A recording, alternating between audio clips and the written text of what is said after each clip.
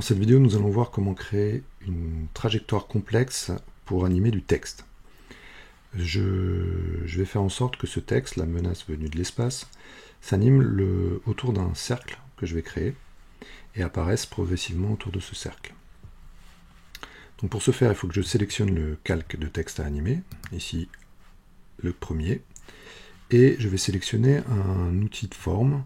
Alors je pourrais très bien créer une forme aléatoire à partir de la plume. Là, comme je veux un cercle, je vais sélectionner l'outil ellipse qui est ici et créer mon cercle avec Shift non foncé, commande ou contrôle sur PC pour avoir un cercle centré. Voilà, je vais le rapprocher un petit peu, je ne veux pas qu'il soit trop loin. Et je vais le disposer de manière à ce qu'il soit autour de mon cercle blanc. Alors, ce qu'il a fait ici, vous voyez, c'est qu'il a créé un masque. Donc, on a une partie du texte qui a disparu. C'est un masque. Dès qu'on crée une forme sur un calque, il va créer un masque, que ce soit un solide, un calque de forme, une vidéo, etc. On l'a déjà vu. Il nous crée un masque. Mais ce masque, on peut lui donner une autre fonction, celle d'une trajectoire. Alors pour cela, ici dans le calque texte, vous avez l'onglet texte qu'on peut déployer, et dans cet onglet texte, on a options de chemin. Donc si on va voir les options de chemin, on nous propose un chemin, et si on voit qu'aucun chemin n'a été alloué au texte. Si on clique ici, on voit qu'on a notre masque, donc qui est listé, puisque c'est le masque du texte, auquel on peut donner l'option de chemin. Si on fait ça, directement, le texte va se placer le long de mon cercle. Là, il s'est placé à l'intérieur de mon cercle, donc de base, il se place à l'intérieur du cercle. Mais on a d'autres options pour le chemin ensuite. C'est par exemple inverser le chemin. Donc si on inverse le chemin, on voit que cette fois le texte se met à l'extérieur de ma forme. On peut lui demander d'être perpendiculaire au chemin, ce qui est le cas, ou pas. Si on le laisse non perpendiculaire au chemin, chaque lettre va être orientée par rapport à la courbe. C'est pas ce que je veux. On peut forcer l'alignement, donc là il va répartir toutes les lettres tout autour de la forme. C'est pas ce que je veux non plus. Moi ce que je veux, c'est utiliser la première marge ici, qui va nous donner le point de départ, et ensuite on va avancer la première marge pour animer mon texte. Donc pour ça, on va placer cette tête de lecture à l'endroit où on veut que notre animation commence. On va rester sur 1 seconde. Et cliquer ici, pour la première marge, sur le chronomètre. Il nous crée donc une image clé. Je déplace ma tête de lecture à 2 secondes. Et je vais créer une deuxième image clé. Pour ça, j'ai juste à cliquer et à glisser pour faire en sorte que le texte se déplace sur ma ligne. Je vais faire en sorte qu'il se place de manière à peu près horizontale. Et on a donc un mouvement qui s'est créé de mon texte autour de cette ligne. Alors pour que le mouvement soit, là encore, plus naturel, on peut aussi sélectionner ces images clés et faire un lissage de vitesse pour avoir un mouvement qui est plus naturel, avec une petite accélération. Alors ce qui est dommage, c'est qu'on voit mon texte, bien sûr, ici. Ce que je voudrais, c'est qu'il soit invisible au départ et qu'ensuite il apparaisse. Donc toujours pareil, sur mon calque texte ici, je vais pouvoir créer un deuxième masque. Alors ce masque, je vais lui donner une forme de rectangle, on va faire simple. Je vais donc créer un rectangle par-dessus mon premier masque, qui va me permettre d'afficher le texte qui apparaît. Donc là on a un deuxième masque qui a été créé. Ce deuxième masque va cacher la partie inférieure, mais une fois que le texte apparaît, il va passer à travers ce masque pour apparaître. Alors bien sûr, dans les masques, vous avez toujours les options de masque. Par exemple, je vais me placer là pour vous montrer un peu. Là, on a quelque chose d'assez rectiligne dans l'apparition. Si je prends ma loupe et je zoome un petit peu là-dessus, vous voyez que les lettres sont coupées de manière assez rectiligne. Dans les options de masque, on a l'expansion du masque, qui peut être plus ou moins grande. Donc on peut agrandir ou rétrécir l'expansion du masque. Donc si on s'est trompé un petit peu dans son masque, on peut lui laisser un peu plus de place. Moi je vais revenir à 0. Et on peut faire en sorte que les contours du masque soient plus ou moins progressifs. Donc si on augmente les contours du masque, on voit qu'il va créer un flou d'apparition, qui va faire en sorte que les lettres n'apparaissent pas de manière trop brutale, mais apparaissent à travers un flou. Je vais redézoomer pour jouer cette animation. Donc on va désélectionner tout ça pour qu'on le voit mieux et refaire un petit calcul.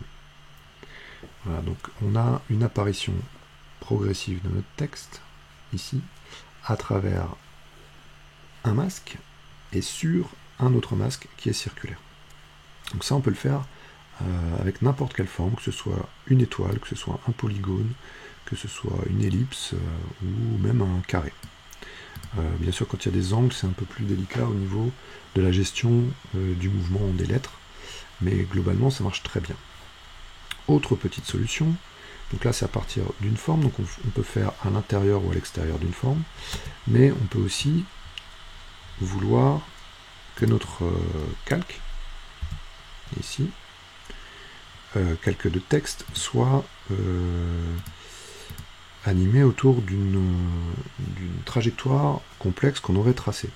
On a déjà vu comment tracer des trajectoires complexes, on va faire le même principe ici, sur le calque de texte. Alors c'est un peu plus facile sur un calque de texte. Je vais effacer mes masques et on revient à un texte lambda. Donc ce texte, je voudrais qu'il s'anime le long d'un masque d'une trajectoire que je vais créer. Donc je vais prendre mon multiplume. Alors j'ai envie qu'il parte de l'extérieur de ma composition, qu'il arrive et qu'ensuite il se courbe autour de ma forme.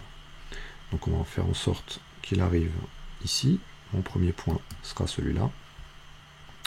Mon second point sera positionné ici. Et ensuite je vais créer une forme. Alors là encore, on peut bien sûr la créer sous Illustrator pour avoir quelque chose d'un peu mieux géré. Pour la démonstration, on va se contenter de ça. Ici. Et voilà. Ce tracé, bien sûr, on peut encore le modifier. Si on veut déplacer les points, il suffit de les sélectionner, de les déplacer légèrement, pour avoir quelque chose qui est un peu mieux placé autour de notre cercle. Voilà, donc ça c'est le petit travail d'orfèvre. Je vous rappelle que ça c'est quand même un écran Full HD, donc si on l'a à taille réelle, les petits décalages se verront. Le problème ici de cette trajectoire, donc là c'est pareil, on va faire le même principe. On voit qu'il m'a créé un masque, ici, et que mon texte, je vais pouvoir lui donner une option de chemin, et ce chemin, je vais lui dire, suis le masque 1. Et il va se placer sur le masque 1. On va mettre sa première marge un peu plus loin, donc on va le faire reculer. Alors là c'est un peu loin, on va mettre moins 2000 pixels. Pour le faire bien sortir, on va le rapprocher un tout petit peu, c'est pas la peine qu'il parte de trop loin. Voilà. Et on va placer notre première image clé à 1 seconde. Je clique sur le chronomètre, je déplace à nouveau ma tête de lecture à 2 secondes, et cette fois, la première marge, je vais la mettre à 2000. Bon, c'est un peu loin. 1400. Voire encore moins. 1000. Et là, je vais ajuster à la mano pour le replacer à l'endroit où je le souhaite. Encore un petit peu.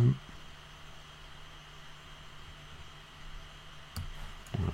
Donc, si on regarde cette animation,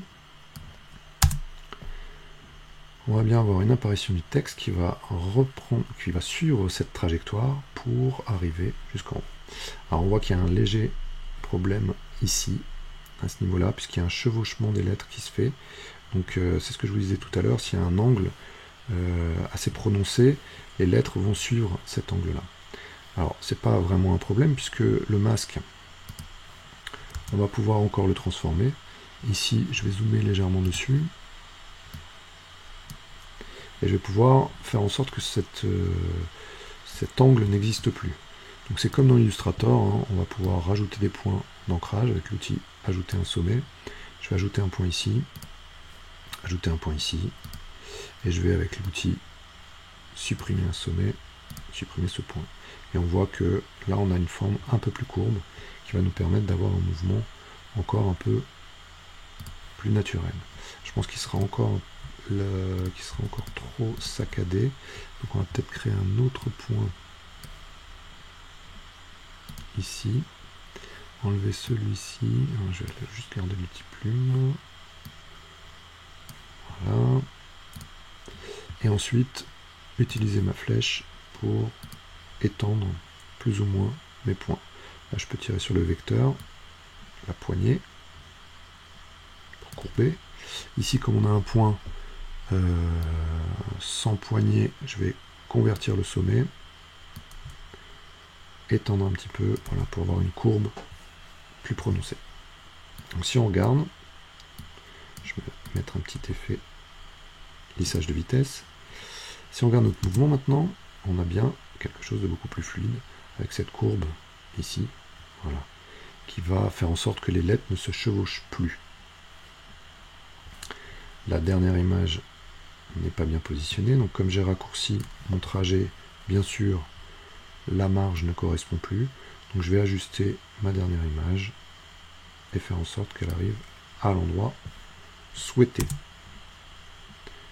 Voilà, donc dans cette vidéo, nous avons vu comment animer du texte le long d'une trajectoire, soit autour d'une forme ou à l'intérieur d'une forme, soit sur une trajectoire complexe, dessinée directement dans After Effects. Dans les prochaines vidéos, on verra comment animer, créer un tracé dynamique de lignes dans After Effects.